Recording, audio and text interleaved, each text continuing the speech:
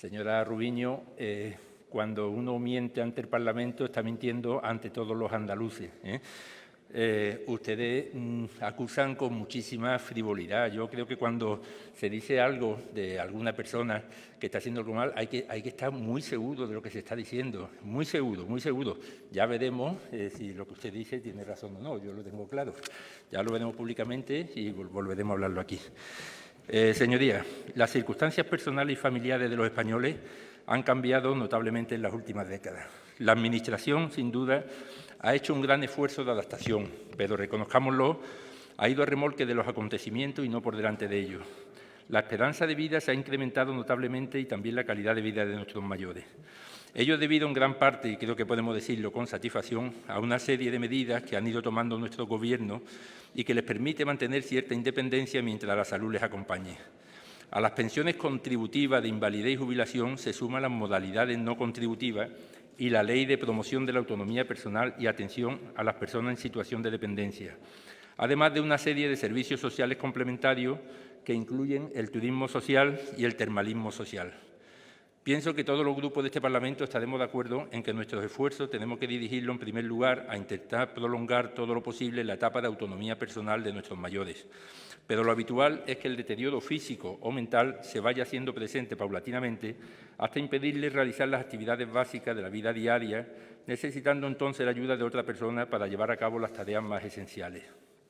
Todos sabemos que las posibilidades de dejar el gas abierto, el fuego de la cocina encendido, de caerse o de desorientarse se incrementan con la edad. Y la realidad es que una gran parte de las familias españolas actualmente no disponen ni de espacio para albergar a los familiares mayores ni de tiempo para dedicarles. Es obvio que tenemos que crear medidas de conciliación familiar que permitan a aquellas personas que lo deseen poder dedicar tiempo a sus mayores en la etapa de la vida que más lo necesitan. La sociedad nos lo está demandando y tenemos que darle respuesta. Mientras tanto, los centros de participación activa para las personas mayores, de los que tratamos en el punto 6 de esta PNL, y la ayuda domiciliaria de esta moción, y la ayuda domiciliaria surgen como primera solución. Nosotros, en el punto 5, proponemos potenciarla, localizando a la población mayor de 65 años no acompañada y atendiendo las necesidades básicas de alimentación y salud, higiene personal, control de medicación, preparación de comidas, cambios posturales, de aquellos que se encuentren en situación de dependencia y carezcan de apoyo familiar. Asimismo, proponemos contribuir a su tranquilidad y seguridad intensificando el contacto con ellas a través de la teleasistencia y coordinando esta con los servicios de ayuda a domicilio para detectar posibles situaciones de necesidad e intervenir de forma rápida y eficaz. Esta ayuda no la estamos descubriendo nosotros, pero tenemos que conseguir generalizarla a todas aquellas personas mayores que la necesiten. Los motivos por los que un anciano termina finalmente residiendo en un centro de mayores son diversos, aunque suele coincidir con una pérdida de la autonomía personal o del cónyuge y no tener una familia que pueda acogerlo y cuidarlo.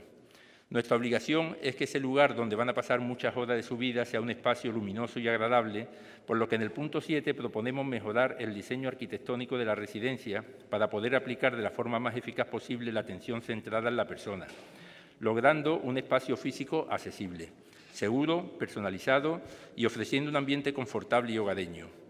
En el punto 8 proponemos estimular el contacto social y la presencia de personas de la comunidad en la vida cotidiana de los centros, ofreciendo la oportunidad a los mayores con suficiente autonomía de tener una vida social en su nuevo entorno. Por otro lado, no podemos permitir que los ancianos con déficit de autonomía por dependencia física... Por favor, ¿puede hablar un poquito más bajo? Te lo ruego, gracias. Por otro lado, no podemos permitir que los ancianos con déficit de autonomía por dependencia física o psíquica permanezcan durante días sin salir de una estancia interior, por lo que solicitamos, en ese mismo punto 8, que puedan acceder diariamente, salvo que las circunstancias personales o climatológicas lo desaconsejen, al exterior, a los parques o jardines colindantes de los centros residenciales. Tomar el sol, sentir el calorcito en primavera, ver la luz natural, respirar aire limpio, percibir el olor a azahar, escuchar a los niños que juegan, comprobar que la vida sigue fuera de la residencia es una necesidad básica como comer o dormir. Personalmente, considero que es un deber moral de todas sus señorías dejar de lado cualquier consideración ideológica y apoyar unánimemente este punto 8 que cambiaría la vida de muchos de nuestros mayores. Sin duda se lo debemos. Una vez alcanzada en la residencia la atención integral centrada en la persona, tenemos que ocuparnos de la atención sanitaria, porque las residencias no son hospitales, sino el hogar de los ancianos. Nosotros consideramos, y así lo exponemos en el punto 9, que los residentes deben quedar incluidos completamente en el sistema de atención primaria y que el Consejo de Gobierno debe garantizar una plantilla suficiente de profesionales de este servicio, teniendo en cuenta el trabajo que genera un centro de mayores y la atención personal que requieren, lo que solicitamos en el punto 10.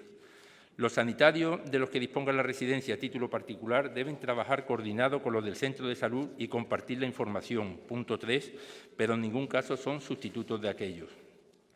En el punto 11, instamos al Consejo de Gobierno a trabajar en una mejora salarial de los profesionales de la residencia. La reciente crisis ha servido para valorar la extraordinaria importancia del trabajo que realizan y el riesgo que comporta su actividad. No en balde, el 66% de los fallecimientos por COVID en nuestro país han tenido lugar en la residencia. En el pleno anterior leímos una serie de medidas implementadas por la Dirección General de Cuidados Sociosanitarios que suponía el traslado a la residencia de cualquier recurso sanitario necesario, material o humano, para asistir al anciano afecto de COVID, pero que de facto implicaba que éste no podía ser trasladado al hospital, lo que supone para nosotros una conculcación de derechos y un agravio comparativo, no ya respecto a la población joven, sino también respecto a los ancianos que viven en su domicilio familiar, lo que no nos parece ni justo ni razonable. Es más, no entendemos cómo nadie ha asumido responsabilidades, pero no está en nuestro ánimo andar a la gresca con el pasado, sino aprender de él, mirar hacia adelante y construir el futuro con todo aquel que quiera sumarse a nuestras propuestas o que aporte la suya y podamos asumirla nosotros. En tal sentido, hacemos nuestra propuesta número 1, en la que solicitamos al Consejo de Gobierno que garantice la asistencia sanitaria de los ancianos domiciliados en residencia de mayores, incluida la atención hospitalaria, en igualdad de condiciones que los que habitan en su domicilio particular. Este punto nos parece de capital importancia, por lo que volvemos a incidir en el punto 4, y es que los andaluces tienen derecho a saber si van a disponer de una atención sanitaria diferente y en qué consiste, según residan en una residencia o en su domicilio familiar. Tratando de este tema, nos sentimos obligados a aclarar que los centros residenciales no han sido culpables, sino víctimas de la cantidad de fallecimientos que han registrado. Nada más injusto que cargarles a ellos las culpas, tal como se ha hecho interesadamente desde algunos estamentos políticos. Y por ello solicitamos en el punto 12 que se hagan campañas informativas que ayuden a superar la estigmatización del sector y disipe cualquier duda generada, y para ello nada mejor que garantizar la asistencia hospitalaria cuando proceda y que las residencias se integren totalmente en los servicios que la atención primaria presta en la comunidad, tanto en los aspectos preventivos como asistenciales, tal y como proponemos en el punto 3. Más seguridad aún aportaremos si garantizamos, en caso de nuevo rebrote, tal como solicitamos en el punto 15, la protección de los profesionales y residentes con material suficiente y, desde luego, en tal caso, habrá que establecer un mayor seguimiento para que cualquier persona con síntomas compatibles de COVID-19 o que haya tenido contacto con un positivo debe disponer de acceso inmediato a profesionales sanitarios suficientes y debidamente formados, así como a los medios materiales precisos para su diagnóstico, tal como proponemos en el punto 2.